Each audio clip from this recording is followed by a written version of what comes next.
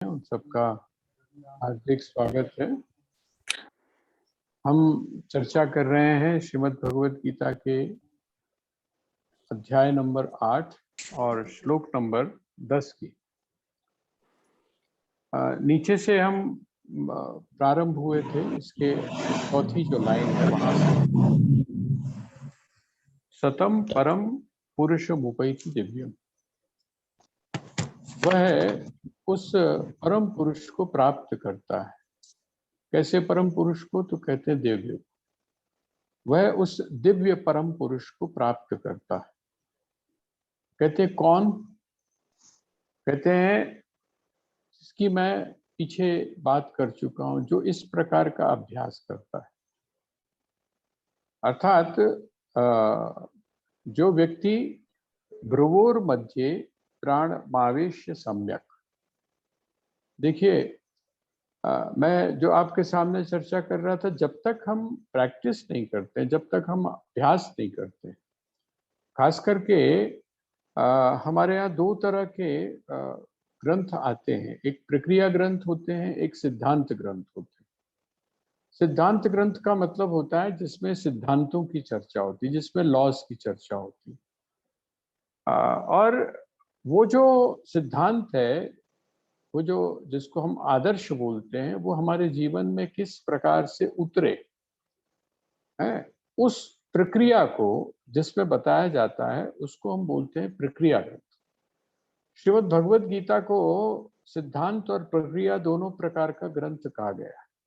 इसका मतलब ये सिद्धांत की चर्चा तो होती ही है इसमें, लेकिन उसके साथ में भगवान प्रक्रिया की भी चर्चा करते हैं। अर्थात किस प्रक्रिया को अपनाने के बाद, क्या करने के बाद हम उस उपलब्धि को प्राप्त कर सकते हैं।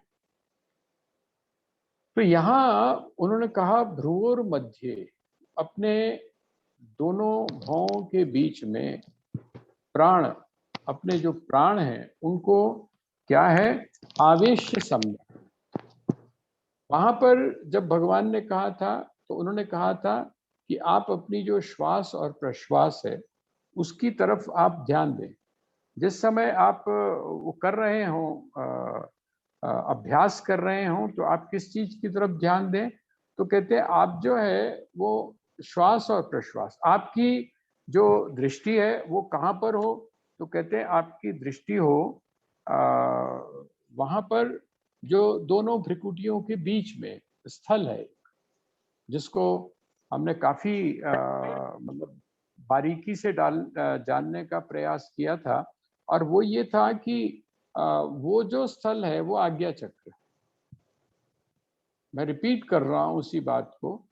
कहते हैं वो जो आज्ञा चक्र है, उस आज्ञा चक्र पर जो व्यक्ति ध्यान का अभ्यास करता है, धीरे धीरे क्या होता है?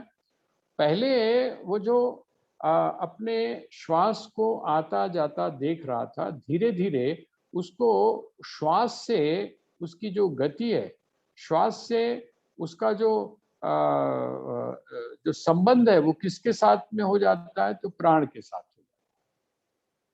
क्योंकि जो आपका जो श्वास और प्रश्वास है, ये एक आधार है प्राण का। जैसे धौंकनी होती है ना, धौंकनी बाहर से वो वायु को लेती है, अंदर लेती है, और एक रास्ता होता है, वहां से उसको वो निकालती है।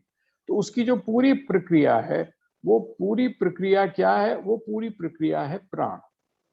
आपने श्वासों को लेने और उसके ऊपर ध्यान जिस समय किया, जब आप उसको निकाल रहे हैं, जब वो आपके भीतर प्रविष्ट हो रहा है, इन दोनों की तरफ जब आपने ध्यान दिया, तो कुछ समय के बाद अभ्यास करते करते आपका जो जानकारी है, आपका जो परिचय है, वो किसके साथ हो गया? प्राण के साथ हो गया। जब प्राणों की चर्चा की, तो आपका परिचय जो है वो प्राण, आप उस चीज को महसूस कर सकते हैं।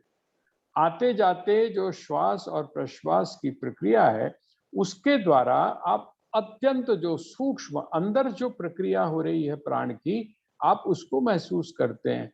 और उसको महसूस करने के बाद में फिर आप उसके ऊपर निग्रह कर लेते हैं, अर्थात उसके ऊपर आप नियंत्रण प्राप्त कर लेते हैं। जब यज्ञों की चर्चा हुई थी, तब भी इसी बात की बात थी कि कुछ लोग ऐसे होते हैं जो यज्ञ किस प्रकार से करते हैं, कहते हैं कुछ लोग प्राण को अपान में डालते हैं। अब जब आपको प्राण और अपान इन दोनों के अंदर अंतर नहीं पता है, तो आप इसको एक लिस्ट बनाइए, इसकी एक लिस्ट बनाकर और फिर आप उसकी जो प्रक्रिया है, कौन सा प्राण, जो पंच प्राण है आपके, उन पंच प्राणों की क्या क्या क्रिया है, उसको आप जिस समय एकांत में बैठकर आप अपनी भ्रुकुटी के ऊपर ध्यान लगाते हैं, उस समय आप उस चीज को महसूस करिए। और जब आप महसूस करेंगे तो पहले आपको पता चलेगा कि ये जो बात कही जा रही है योग के माध्यम से, या भगवान श्री कृष्ण जिसकी तरफ संकेत कर रहे हैं उसके माध्यम से, जब आपको बात, तो आपको फिर वो जो नियंत्रण उसके ऊपर कैसे करना है, वो नियंत्रित की स्थिति प्राप्त हुई। यहाँ सूत्र के रूप में भगवान ने संकेत किया कि जिस समय क्या करते हैं, कहते हैं जो आपका जो ध्यान है, उस ध्यान को आपने वहां पर लगाया, और ध्यान को लगाने के बाद में आपने क्या किया, अपने समस्त प्राणों को समेट कर आप वहां ले आए। समस्त प्राणों को समेट कर आप वहां ले आए। कैसे, उसका मैं आपको एक छोटा सा एग्जाम्पल देता हूं।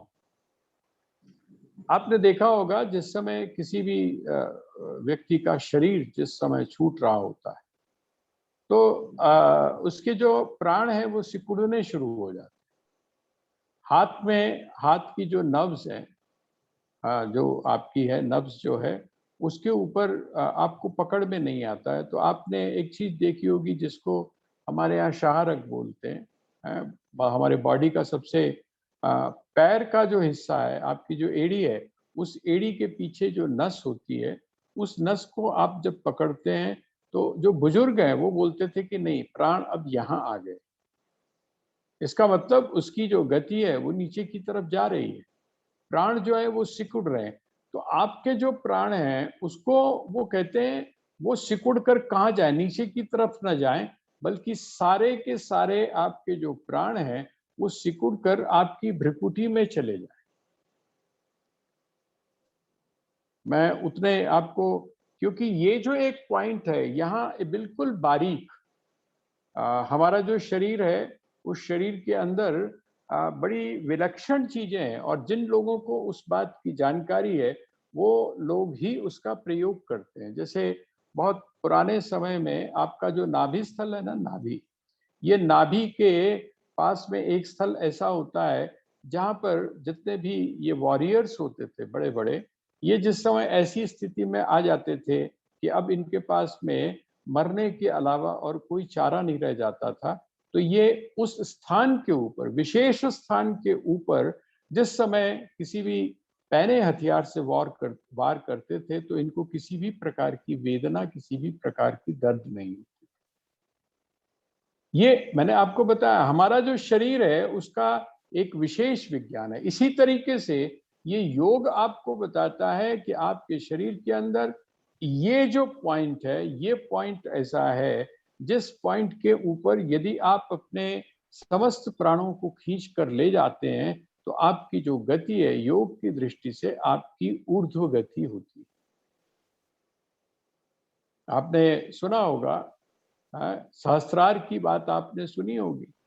आपने ये भी बात सुनी होगी कि जो योगी होता है उसके प्राण कहाँ से निकलते हैं, तो दशम द्वार से निकलते हैं। वो दशम द्वार कौन सा है, 9 द्वार तो हमें दिखाई देते हैं, लेकिन एक जो 10वां द्वार है वो अभी बंद है।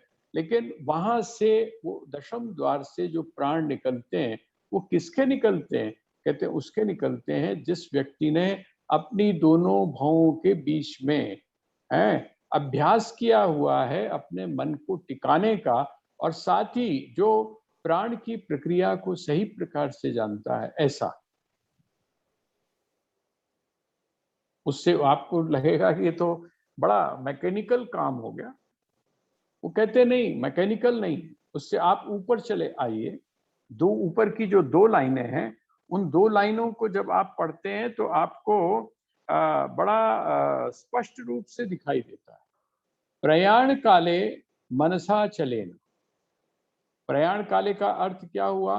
प्रयाण काले का अर्थ हुआ जो अंतिम समय है, जब आप प्रयाण कर रहे हैं, वहां पर क्या करें? देखिए, तीन चीजें यहां पर बताई हैं, तीन चीजें। ये चौथा तो जिसकी मैंने आपसे बात की ये तो है ही, लेकिन ये जो चीज है ये सिर्फ मैकेनिकल नहीं है। आप इसको ऐसा मत समझिए कि ये मशीन की तरह है। ऐसी स्थिति भी किसको प्राप्त होती है? उसके लिए जो सपोर्टिंग है, उसको जो सपोर्ट करती है चीज, वो कौन सी है?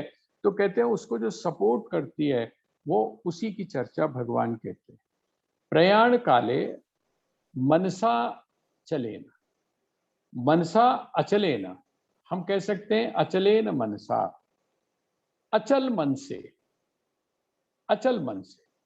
इसका मतलब आपके जो, जिसको आप मन बोलते हो, जिसको आप चित्त बोलते हो, उसमें क्या आ गई है? उसमें स्थिरता आ गई। आप सोचकर देखिए, क्या हम में कितनी स्थिरता है? हमें कितनी स्थिरता, हम किसी भी बात को, यहां तक कि कोई भी चीज हमारे लिए बड़ी उपयोगी है।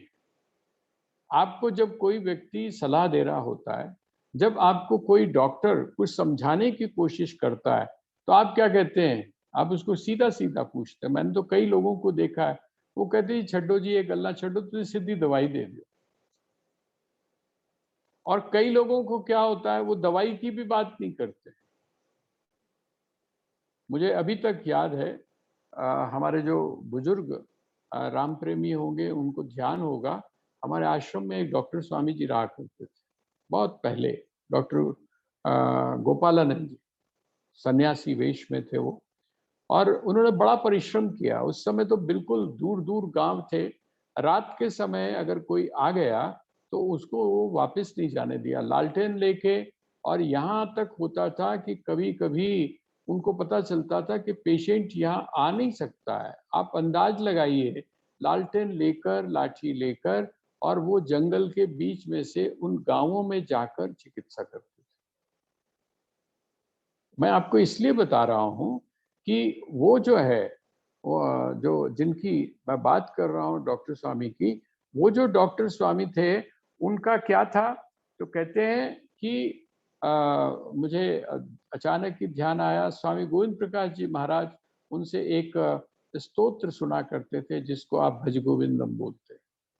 और उसकी जो धुन है वो हम लोगों ने बचपन में उन्हीं से सीखी। तो हमारे इस इलाके में उस समय 1962 के अंदर जो चाइनीज थे, ये चाइना का जो बॉर्डर था ये खुला था, तिब्बत के लोग यहाँ आए हुए थे। गरीब गरीब था सारा, वैसा इलाका नहीं था। तो उनका क्या होता था, वो कहते थे जी आप ऐसा है, दवाई भी मत दो। आप कहते थे आप इंजेक्शन लगा दो, दवाई भी देने की जरूरत नहीं। हमको जब कोई व्यक्ति समझाना शुरू करता है, जो लोग होम्योपैथ डॉक्टर के पास में जाते होंगे, तो उनको कभी कभी बड़ा अजीब लगता है कि ये की पूछता है। जो डॉक्टर है वो एलोपैथी वाले के पास जाओ तो वो क्या करता है, वो सीधा दो चार बातें करता है और उतनी देर में वो निपटा के बराबर करता है कि जी जाओ, अब आपको ये मैंने 3 दिन की दवाई दे दी है, 3 दिन के बाद में आप देखना। और जो अगर अच्छा होम्योपैथ डॉक्टर होगा तो वो आपके सिर्फ इतना कहने से उसकी संतुष्टि नहीं होगी, वो तो 10 सवाल आपको पूछेगा। और जिस समय 10 सवाल पूछेगा तो वो फिर आपको समझाने की भी कोशिश करेगा। आपको, आपकी स्थिरता तब भी नहीं। ये जो यहाँ पर जो बात कही जा रही है, मनसा अचलेन, अचलेन मनसा, प्रयाण काले, जिस समय मृत्यु का समय आया है उस समय आदमी अचल होता है। जबरदस्ती आपका जो शरीर है वो अचल हो जाए तो वो बात अलग है, लेकिन मन जो है, उस मन में जो दुनिया भर के बादल हैं, आपकी जो कामनाएं हैं, आपकी जो अतृप्त कामनाएं हैं, आपकी जो लोगों के साथ में अपेक्षाएं हैं, वो सारी की सारी इतनी ज्यादा होती हैं कि उनका जैसे होते हैं ना, अंधड़, अंधड़ की तरफ वो बनकर सामने आता है। कौन व्यक्ति उस समय अपने मन को अचल कर सकता है? कहते वही कर सकता है जिसने खेत के अंदर से गाजर घास को उखाड़ के फेंक दिया। बात समझ में आ रही है आपको? अगर आपने किसानी की होगी या अगर आपने घर में गार्डनिंग की होगी तो आपको पता होगा ये गाजर घास क्या बला होती है। आप इसको बोते नहीं हैं, आप इसको बोते नहीं हैं, बल्कि जिसको आप बोते हैं वो उतना नहीं होता जितनी ये हो जाती है जिसको आपने बोया नहीं। हर साल आप इसको उखाड़ने की कोशिश करते हैं, लेकिन हर साल ये नई की नई आपके सामने खड़ी होती है। फसल आप काट कर खा जाते हैं, लेकिन ये कभी भी खत्म तो नहीं होती है। इसके बीज जो हैं वो वहां पर गिरते रहते हैं। कहते हैं इसी प्रकार से मनसा चले न, जिस व्यक्ति ने अपने जीवन में अचल मन करना है तो क्या करे? अचल मन करना है तो क्या करे? वो कहते हैं अचल मन करना है तो अपनी जो बेकार की जो कामनाएं हैं उनको छांटता चला जाए। हमारी बहुत सारी कामनाएं ऐसी, ये हो जाए तो बड़ा अच्छा है। कभी आप लोग क्वेश्चन लेकर और अपने किसी क्लास टीचर के पास अगर आप कभी गए हो और आप उससे पूछें कि जी इसमें कौन सा क्वेश्चन जो है वो इम्पोर्टेंट है, तो आपने सुना होगा, हम लोग सारे के सारे उस दौर से गुजरे हैं। वो क्या कहते हैं, ये तो इंपॉर्टेंट हैगा, ये वेरी इंपॉर्टेंट हैगा, ਇਹਨੂੰ भी वेख ਲਈ। चलो ਹੁਣ ਜਦੋਂ ਇੰਨੀਆਂ ਸਾਰੀਆਂ ਚੀਜ਼ਾਂ ਕਰ ਲਈਆਂ ਨੇ ਤੇ ਇਹ ਵੀ ਵੇਖ। कोई करेक्ट हमारे पास में उसका कोई उपाय नहीं, कोई उसका जो प्रश्न हमको पूछा गया उसके पास में हम हाइपोथेटिकली बहुत सारी चीजें बोल रहे हैं। इसी तरह हम अपने जीवन में बहुत सारी चीजें, हमारे जो संबंध हैं वो सब हाइपोथेटिकली, हमारे जो हमारी जो अपनी मान्यताएं हैं वो सारी की सारी हमने मान रखी हैं। कितनी है ये तो जिस समय हमारे सामने आती है तब हमको पता चलता है। फिर हम क्या बोलते हैं, सानू तो पता ही नहीं है। अच्छा, जीवन ऐसा भी है। अब जाके समझ में आया कि कोई रिश्तेदार नहीं है, हैं? यहाँ तक कि जो भाई हैं, भाई भी नहीं होते। यहाँ तक कि जो पति भी होता है, जो कभी किसी ज़माने में बहुत प्रेम करता है, वो भी नहीं। ये जो चीज़ें हैं, ये क्या हैं? ये हमने हाइपोथेटिकली अपने दिमाग में बैठाई हुई थी। वो कहते हैं जिस व्यक्ति के मन में इस तरह का संग बैठा हुआ है, जिस व्यक्ति के जीवन में इस प्रकार का आकर्षण बैठा हुआ है, ऐसा व्यक्ति जो है उसका मन अचल नहीं हो सकता। तो ये यहाँ पर भगवान अचल मन होना चाहिए। और हम लोग क्या सोचते हैं? देखिए भगवान कृष्ण के शब्द हैं, मेरे शब्द नहीं। हम लोग क्या सोचते हैं? हम सोचते हैं कि नाच गाकर जो है वो काम बन जाएगा। भगवान कहते नहीं, स्थिर मन होना चाहिए। जब आपका मन स्थिर है, जब आपके भीतर स्थिरता आ गई है, तब जो नाचना है उसमें। और जब आपके मन में स्थिरता नहीं है, अस्थिरता है, वो अस्थिरता आपके नाच करके बाहर निकल रही है उसमें। और आप भीतर से स्थिर हो, आप भीतर से सब कुछ जानते हो, और उसके बाद में जो आप नृत्य कर रहे हैं या आपके रोम रोम से उस परमात्मा को जो नाम आ रहा है सामने, इन दोनों स्थितियों में अंतर है। तो यहाँ भगवान ने क्या बात कही? भगवान कहते हैं अविकम्पित। उसके लिए बड़ा अच्छा एक शब्द प्रयोग किया जाता है, अविकम्पित मन। जहाँ पर मन कांपता नहीं। अपने हम लोग कैसे कहते हैं, यथा दीपो निवातस्थो, जहाँ पर वायु नहीं चल रही है, वहां पर जिस प्रकार से जो दीपक रखा हुआ है वो उसकी लौ हिलती नहीं है, कहते हैं इस प्रकार से जिसका मन क्या है, स्थिर हो चुका है। जहाँ पर किसी भी प्रकार की जो वायु है, बाहर से आने वाला जो वेरिएबल है या अंदर से उठने वाली जो वायु है, वो उस लौ को हिलाती नहीं है। इसको बोलते हैं मनसा अचले। और साथ में क्या कहते हैं, अगर मन आपका अचल हो गया तो जड़ भी हो सकता है। उसमें उसमें जो चेतना है वो कौन? तो कहते हैं भक्त्या युक्तो। आपके भी अंदर भाव भी होना चाहिए, आपके अंदर भक्ति भी होनी चाहिए। भक्त्या युक्तो, देखिए आपके भीतर भक्ति होनी चाहिए। यहां ये जो श्लोक है ये आपको तीनों चीजें बता रहा है। आपके जीवन में कर्म भी होना चाहिए। अगर आपके जीवन में कर्म नहीं है तो भी बात नहीं बनेगी, क्योंकि कर्म क्या करता है? जो निष्काम कर्म है वो क्या करता है? आपके भीतर की कालिमा को साफ करता है। वो जैसे ईंट नहीं होती सी पहला, पहले ईंट होती थी, उस ईंट से हम तवे को साफ करते थे। वो जो तवे के ऊपर जो उसके मैल जमी हुई होती थी, चिकनाई होती थी, उसको उससे घिस के साफ करते थे। कहते हैं इसी प्रकार से ये जो मन है इसको घिस के, जब आप घिसते हैं तो क्या होता है? ये अचल हो जाता है। और उसके साथ में कहते हैं ये जो भक्ति है, भक्त्या युक्तो, भक्त्या युक्तो का मतलब क्या है? आपके भीतर प्रेम हो। आपके भीतर क्या हो? प्रेम हो। किसके प्रति प्रेम हो? किसके प्रति प्रेम हो? वो जो परम पुरुष है ना। अब अगर हम सोचें, कृष्ण अपने बारे में कह रहे हैं कि जो मुझको प्रेम करता हो, जिसने इस प्रकार का अभ्यास किया है, जिसका अचल मन हो गया है, अचल मन हुआ है, अचल मन होने के बाद में भक्ति का उसको पुट मिल गया।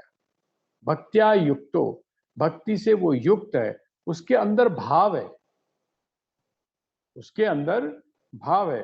अच्छा, कभी आपने एक चीज महसूस की होगी, आपके जीवन में भी कभी कभी घटित होता है, ऐसा नहीं है, घटित होता है। आप जब मंदिर में कभी कभी जाते हैं, भगवान की मूर्ति को देखकर, है उसके ऊपर, जैसे आप वृंदावन ही जाते हैं, तो जब वृंदावन जाते हैं तो उसके सामने पर्दा लगा हुआ है, या और भी किसी स्थान पर आप गए और आप वहां पर पर्दा पड़ा हुआ है, और वो जो पर्दा जैसे ही हटाया और आपकी जो दृष्टि है वो भगवान के विग्रह पर पड़ी, तो आपको पता नहीं क्या हो जाता है, आपके आंखों से अश्रुपात होना शुरू हो जाता है। आप बहुत कोशिश करते हैं रोकने की, लेकिन आपका अश्रुपात जो है वो रुकता नहीं है। ये क्या चीज है? ये जो आपकी स्थिति है, ये स्थिति क्या है? मैंने आपके सामने कहा था, बेटी के जो विदाई की बात की थी, ध्यान होगा आपको। वो कौन सी चीज है?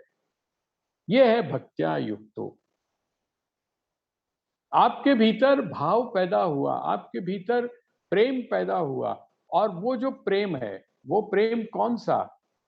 ये थोड़ी ना है कि बुढ़ापे जिस समय आप मृत्यु की शैया पर पड़े होंगे तब आपके भीतर प्रेम प्रकट होगा ना। अगर आपको प्रेम का अभ्यास ही नहीं है, आपके जीवन में यदि प्रेम है ही नहीं, आपके जीवन में सिर्फ आसक्ति, आपके जीवन में सिर्फ मोह उस परमात्मा के प्रति, उसके रूप या स्वरूप के प्रति, यदि आपके भीतर प्रेम नहीं है, यदि वो प्रेम आपके व्यवहार के जीवन के अंदर भी नहीं आया है, अर्थात आपका व्यक्तित्व यदि प्रेममय नहीं हुआ है, तो आप अपने अंतिम समय में उस प्रेम से युक्त कैसे हो सकते? इसलिए भगवान ने दूसरी बात यहां पर कही, मनसा अचले न भक्त्या युक्तो, भक्ति से युक्त।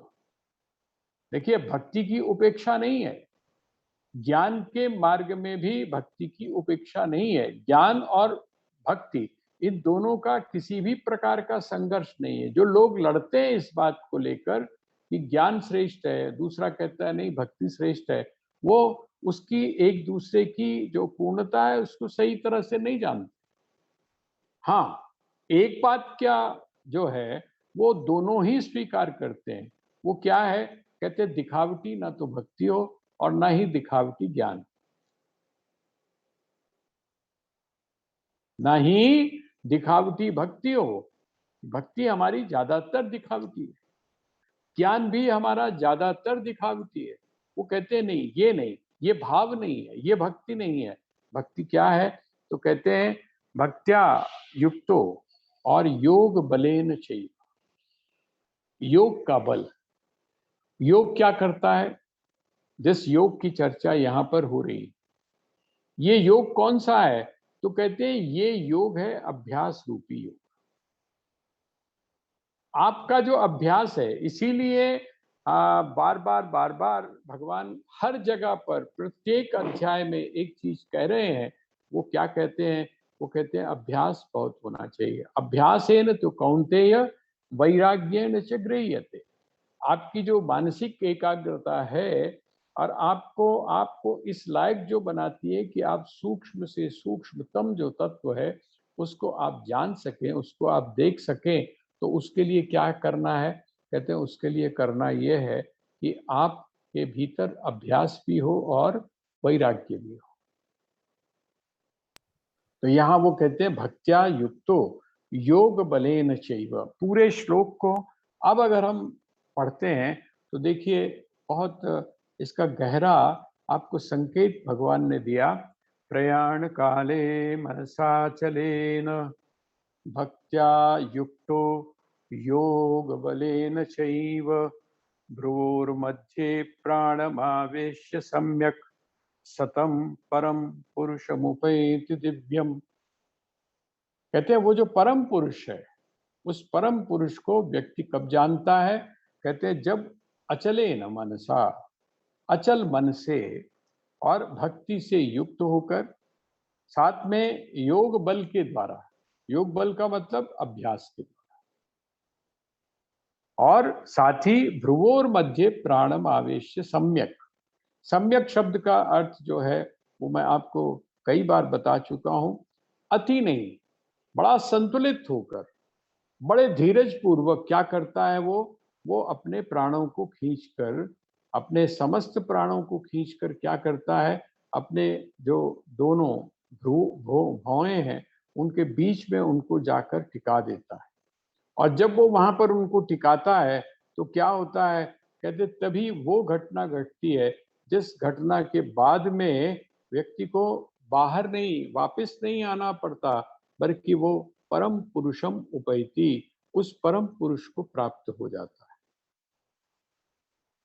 अच्छा, जब परम पुरुष को प्राप्त हो जाता है तो हम ये भी कह सकते हैं कि परम पुरुष कोई ऐसा तो है नहीं, कोई वस्तु तो है नहीं। भाई आप किसी दुकान पे खड़े हैं और आप किसी वस्तु को खरीद रहे हैं, ऐसा तो परम पुरुष नहीं है। परम पुरुष कौन है? वो तो विराट पुरुष है। कहते हैं विराट पुरुष को प्राप्त हो जाता है, इसका मतलब क्या होता है? विराट पुरुष उसके हाथ में आ जाता है, इसका अर्थ क्या होता है? कहते हैं इसका अर्थ ये होता है वह भी क्या बन जाता है? क्या बन जाता है वो कहते हैं वह भी वही परम पुरुष बन जाता है। जब कोई व्यक्ति इस प्रकार की साधना करता है, ठीक है, इस प्रकार की साधना करता है प्रयाण काले। आप आप फिर एक बार मैं आपको उदाहरण दे रहा हूं कि नदी के अंदर या समुद्र के अंदर एक घड़ा, पानी का घड़ा बहता जा रहा है। ध्यान कर लीजिएगा, मैं रिपीट कर रहा हूं उसको, उस उदाहरण को आपके। लहरों के ऊपर वो जा रहा है और लहरों के ऊपर जाते जाते वो किसी चीज से टकराया। वो टकराया और टकराने के बाद में वो जो घड़ा था, उस घड़े के अंदर जो पानी था, वो घड़े के अंदर जो पानी था वो किसमें किसमें बह रहा था अभी तक? वो जो पानी था, घड़े का जो पानी था, वो घट के आवरण को लेकर समुद्र में, आप समझ लीजिए समुद्र में बह रहा था। समुद्र के साथ में अभी तक वो जुड़ा नहीं था, समुद्र को उसने प्राप्त नहीं किया था, ठीक है। लेकिन जैसे ही क्या हुआ, वो जो घड़ा था वो घड़ा टूटा। वो घड़ा जैसे ही टूटा, वो किसको प्राप्त हो गया? कहते हैं वो परम पुरुष अर्थात वह जो महासमुद्र है, उस महासमुद्र को प्राप्त हो गया। अब आप ढूंढने जाएंगे तो वो जो घड़े का पानी है वो आपको मिलेगा नहीं। मिल जाएगा? वो घड़े का पानी आपको मिलने वाला अब नहीं है। आप सोचें कि वो घड़े का पानी कौन सा था, फिर दोबारा से कहते हैं नहीं, अब आप उस पानी को नहीं भर सकते हैं, ठीक है, आप पानी भरेंगे, पानी तो भर जाएगा घड़े में, लेकिन अगर वो टूट चुका है तो आपको दूसरे घड़े की आवश्यकता होगी। कहते हैं इसी प्रकार से परम पुरुष को उपैति अर्थात वो प्राप्त हो जाता है, तो परम पुरुष को जब वो प्राप्त हो जाता है तो क्या होता है? कहते हैं वो भी परम पुरुष बन जाता है। और परम पुरुष का स्वभाव क्या है? पहले बता दिया गया। जब वो परम पुरुष का स्वभाव है, अर्थात वो ना तो पैदा होता है, क्षर नहीं है, उसमें किसी भी तरह का बदलाव नहीं है, उसका ना कभी जन्म होता है, ना उसकी कभी मृत्यु होती है, तो वह जो व्यक्ति है, जो प्रयाण काल में इस प्रकार का काम करता है, वो क्या हो जाता है? मुक्त हो जाता है। वो जो घड़े रूपी जो बंधन था, घड़ा रूपी जो उपाधि थी, उस उपाधि के बीच में रहकर वो क्या बना हुआ था? घड़े का पानी बना हुआ था। वो जो घड़े का पानी, हम उसको क्या बोलते थे? घड़े का पानी। अब वो जो घड़े का पानी है उसका कोई नाम भी था। उसने घड़े की तरह आकृति ले रखी थी। वो जो पानी था वो घड़े की तरह आकृति ले रखी थी। जिस समय आप उस पानी को गिलास में डाल देते हो, गिलास की आकृति लेता है। जब आप उसको कप में डालते हैं तो कप की आकृति लेता है। कहते हैं इसी तरह से उसने घट की जो आकृति ले रखी थी वो उस आकृति से भी नष्ट हो गया। वो आकृति भी अब उसकी नहीं रही, वो मिल गया उसमें। कहते हैं इसी प्रकार जो व्यक्ति इस प्रकार की साधना करता है वो उस परम पुरुष को प्राप्त हो जाता है, अर्थात वो मुक्त हो जाता है। सदगति के लिए क्या करना है?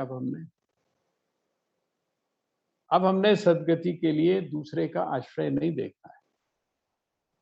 हम लोग हमेशा क्या करते हैं? हमारे मन में, सच सच बताइए, हमारी जो अतीत की जो पीढ़ी है उसके मन में क्या होता है? उत्तर होएगा तो की करेगा?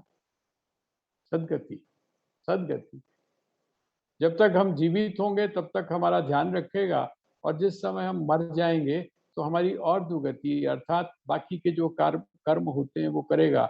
अब आप सोचिए, जिस समय आप इस प्रकार की प्रक्रिया को अपने जीवन में अपनाते हैं तो आपको किस चीज की आवश्यकता रह गई? कहते हैं किसी की भी अपेक्षा नहीं है, आपने स्वयं उस स्थिति को प्राप्त कर लिया। आपने देखा सुना होगा कि जो सन्यासी होते हैं, जिस समय सन्यास लेते हैं तो क्या करते हैं? कहते हैं वो सारे पिंडदान आदि स्वयं कर लेते हैं। पिंडदान आदि स्वयं कर लेते हैं। कई गृहस्थ में भी ऐसे, जिनको ये होता है पता नहीं बाद में होगा या नहीं होगा, तो वो लोग अपने जीवित जीवित अवस्था में ही ये सब कुछ कर लेते हैं। अरे भाई, आप इन सब चीजों का अगर आप अभ्यास करते हो तो इन सब चीजों की कोई आपको उस प्रकार से अपेक्षा नहीं रह जाती है, बल्कि आप भगवान कृष्ण जैसा कहते हैं कि वो व्यक्ति किसको प्राप्त होता है? कहते हैं वो परम पुरुष को प्राप्त होता है। बस शुरू कर दो आप, आज से ही या कल से। वैसे तो आज से करो तो ज़्यादा अच्छा है, क्योंकि कल तो कभी आता नहीं। कल कल करते हुए तो हमारी जो नदी है ना, वो कहते हैं नदी क्या करती है? कहते हैं जब नदी बहती है तो उसमें से आवाज आती है कल कल कल, कल कल की आवाज आती है ना। ये हमारी भी जो नदी है, ये जो बह रही है, इसमें भी कल कल करके हम जो है वो बहुत कुछ छोड़ते चले जाते हैं। इसलिए आज से तो आप इस अभ्यास को, जो अभ्यास भगवान ने बताया है, इसका अभ्यास हम अपने जीवन में करना शुरू करें। अब देखिए, अगला जो श्लोक है, 11वां श्लोक, वो है मैं उसको पढ़ देता हूँ क्योंकि मुझे लगता है कि समय जो है वो आगे की तरफ बढ़ रहा है। यदक्षरं वेद विदो वदन्ति विशन्ति यत्यतयो वीतरागाः यदिच्छन्तो ब्रह्मचर्यं चरन्ति तत्ते पदं संग्रहेण प्रवक्ष्ये। अब आप इसका बस इतना अर्थ समझ लीजिए कि जिसके लिए सब लोग प्रयास कर रहे हैं, ब्रह्मचारी अपने तरीके से कर रहा है, यति अपनी तरह से कर रहा है, मुनि अपनी तरफ से कर रहा है, जो तत्वज्ञानी है वो अपनी तरह से कर रहा है, ठीक है। कहते हैं वो अपने अपनी तरह से जो लोग अभ्यास कर रहे हैं वो जिस पद को प्राप्त होते हैं, किस पद को प्राप्त हो। जो भी मार्ग हो, जो भी साधना हो, उस साधना के द्वारा वो किस पद को प्राप्त होते हैं, वो कहते हैं कि उसको मैं तुझे अब कहता हूं। अभी तक भगवान सब कुछ बता रहे हैं, अब बताने के बाद में अब आ रहे हैं वो कहाँ पर, इस अध्याय का नाम क्या है, हमेशा आप अपने सामने बल्कि लिख के लगा लीजिएगा, क्योंकि जो सेंटर पॉइंट है वो वही है, उसी के चारों तरफ जितनी भी बातें इसके अंदर घूमती हैं वो वही हैं।